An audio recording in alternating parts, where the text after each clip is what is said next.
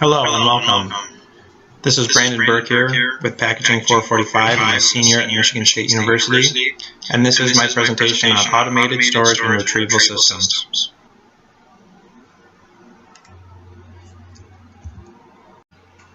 Okay, so what exactly are automated storage and retrieval systems, or ASRS for short? So what they aren't is a single robot. It's several pieces of a puzzle that come together that work together to complete the goal of storage and retrieval. So it's not just simply one robot doing all of the work. It is a bunch of different things that work together. So their main functions are typically order pickers for completing jobs, or storage of components or completed packages, things like that, or for storage of entire unit loads, so entire pallets of product. And they consist mainly of four components. That would be the storage rack, the input-output system, the storage and retrieval equipment, and the computer management system.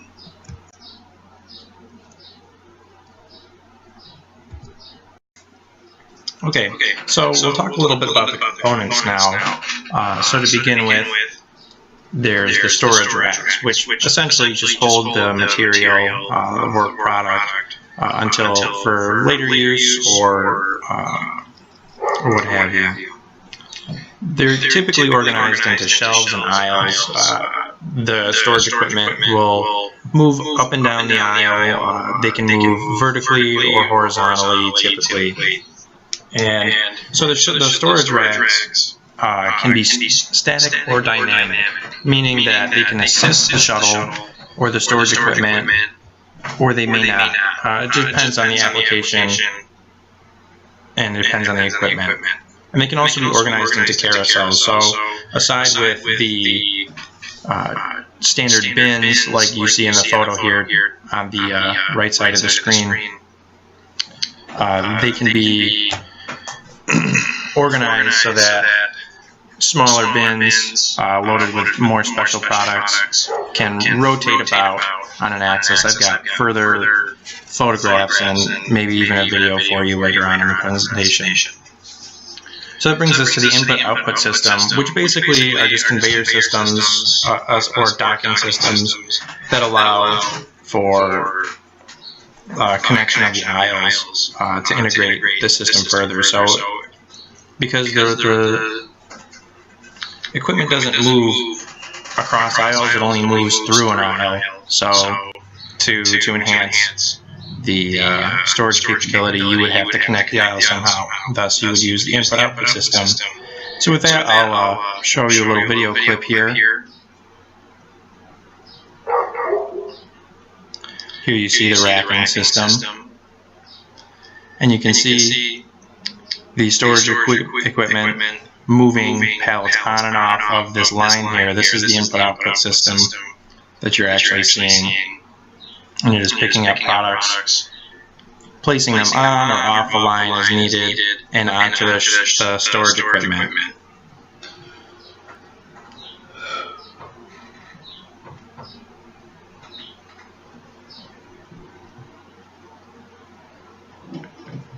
And here's one of the shuttles that would move it in or out of the bay. Okay, so with that, I'll leave that there. I'll pause that, and you can watch the rest of that later if you so desire.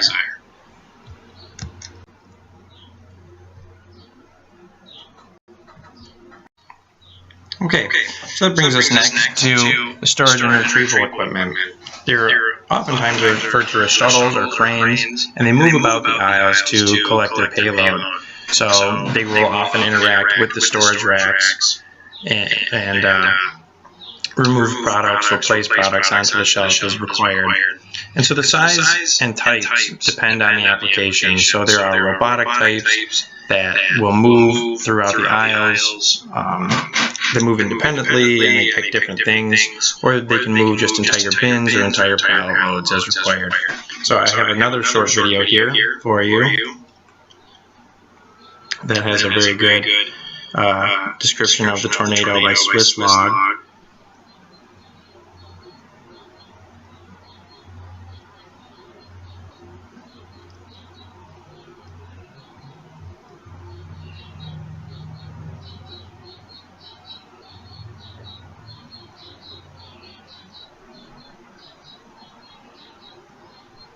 As you can see, it's moving bins in and out, and the actual racking does interact with these bins.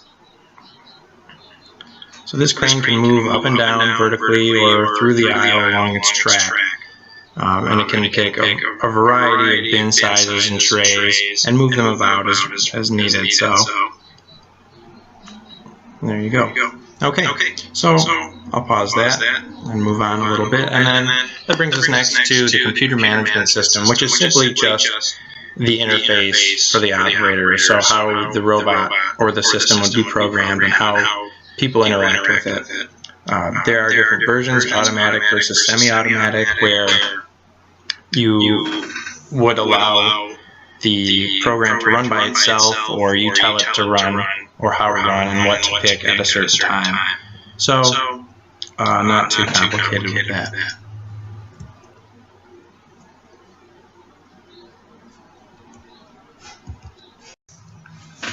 Alright, so next we'll talk about some of the applications for ASRS systems. A lot of times they're used for warehousing and manufacturing. There are some alternative applications that people use them for. In my research, I've seen different museums and libraries use them for their extensive catalogs of inventory. So that's pretty interesting stuff if you care to read more on that. But as far as we're concerned, it's usually warehousing and manufacturing of products and goods. Like I said earlier, there are unit load storage facilities. These are usually done with high volume, high efficiency manufacturing, so things that are going to be moving incredibly fast, where the cost would be fit. And like I said earlier, order picking, things like that. So if like piece picks, pallet loads and things like that, or not full case loads even for consumer goods. So with that, I'll show you another short video.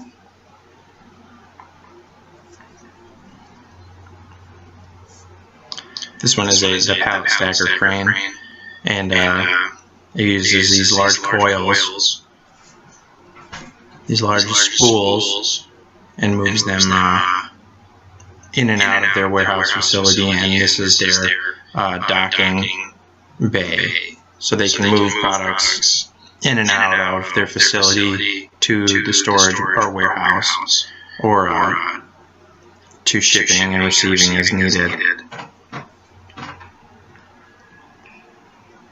So it's got the capability of doing multiple pallet loads at once.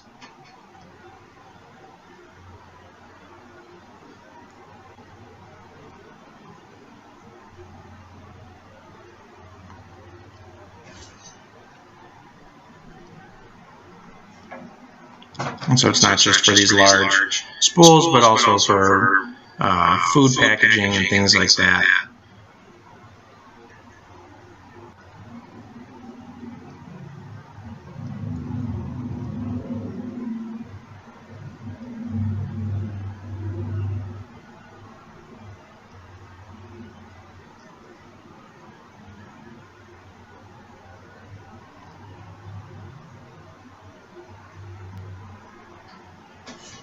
Right. So you get the idea. That's basically what these are used for. And not just pallet loads, but it can also be used for bins and more specific items as required.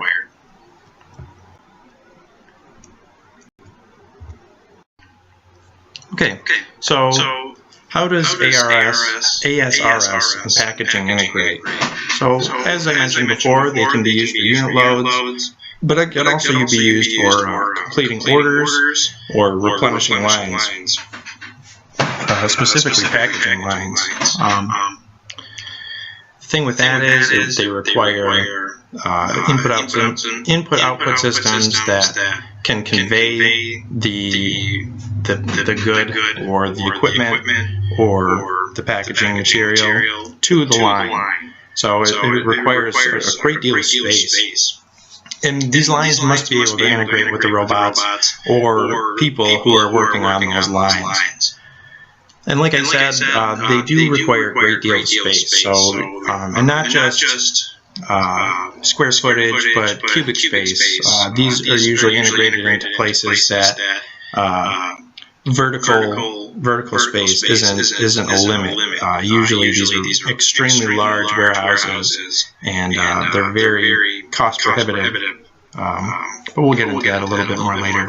I've got a couple more videos for you. The top one here is for a vitamin company, and I'm not going to play that one. It's actually fairly long, and it's a consumer review or a customer review of their integrated system, and it talks mainly about how the individual products are picked from a multitude of different products that this company carries and ships directly to customers, and how the ASRS system has greatly benefited them.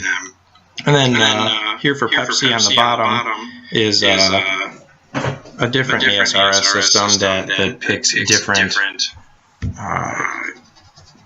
cases of soda or pop and allows them to be palletized.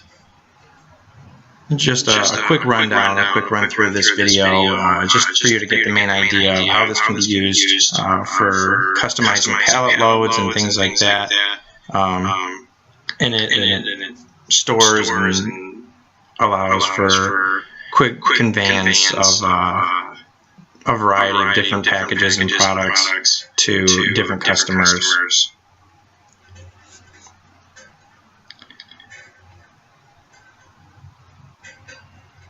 Okay, so I'll leave that right there. There's a lot more video left there, but you can watch that at your leisure.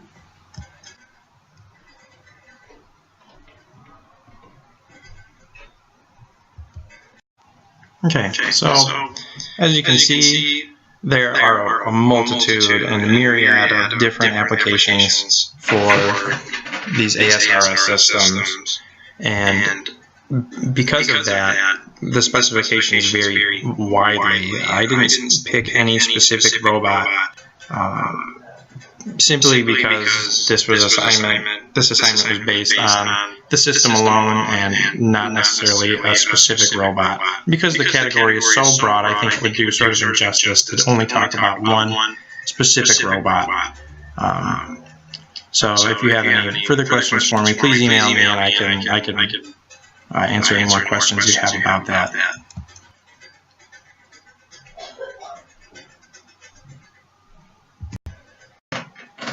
Okay, so as far as alternatives go, there are lots of different alternatives to this ARS systems. Typically, they're forklifts, or what is called a VNA concept, which uses these turret trucks. They're small, specifically designed for narrow aisles, and they're driven by an operator.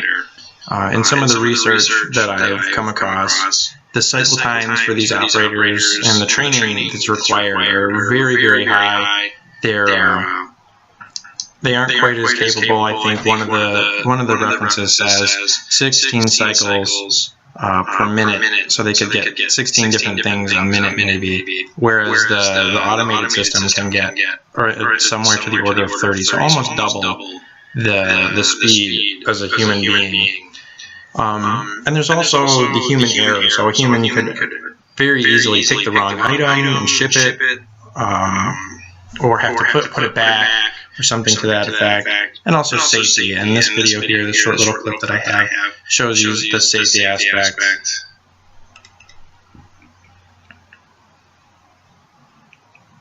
So as you can see, there's forklift operators who drive their standard counterweight forklift in their warehouse, and a simple accident can really be incredibly devastating. As you see, the whole warehouse just collapses. So this is not an issue typically associated with the ASRS system.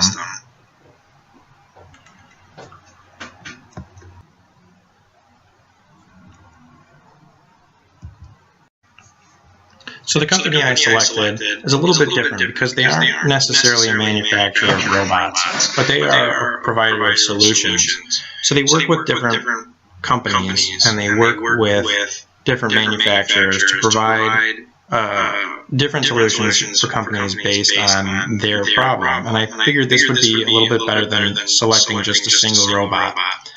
So the company is called Bastion Solutions. They're located in Indianapolis, Indiana, and they provide support and solutions all over the world, multiple locations through North America and South America, Europe, and Asia.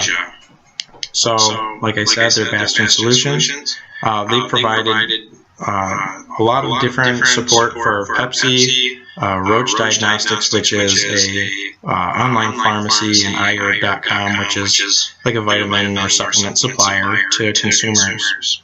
They also work greatly with the automotive, aerospace, and different food and beverage companies. They have some very interesting case studies at their website. As you can see, I provided the hyperlink at the bottom, bastionsolutions.com/case studies. Very, very interesting.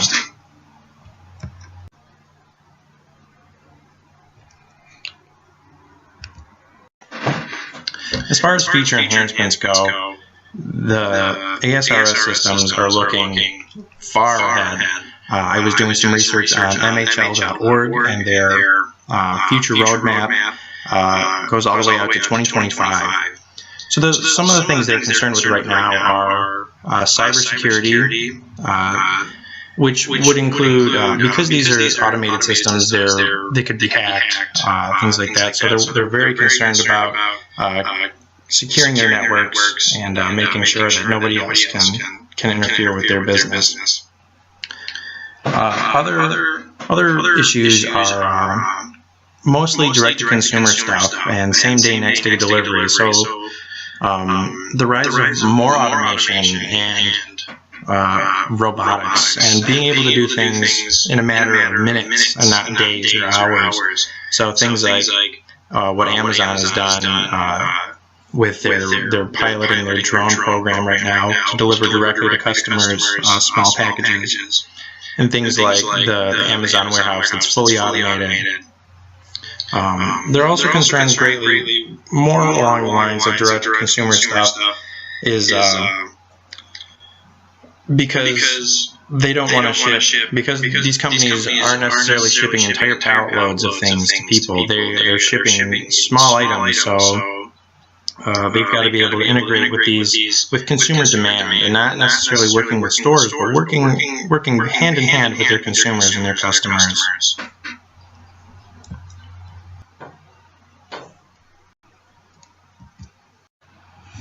So these are my references that I used for my report here and my presentation. I found a lot of great things by Howard Zollinger here. I'd like to thank you for listening to my presentation, and if you have any questions, you can email me or contact me through social media. Once again, my name is Brandon Burke, and I thank you very much.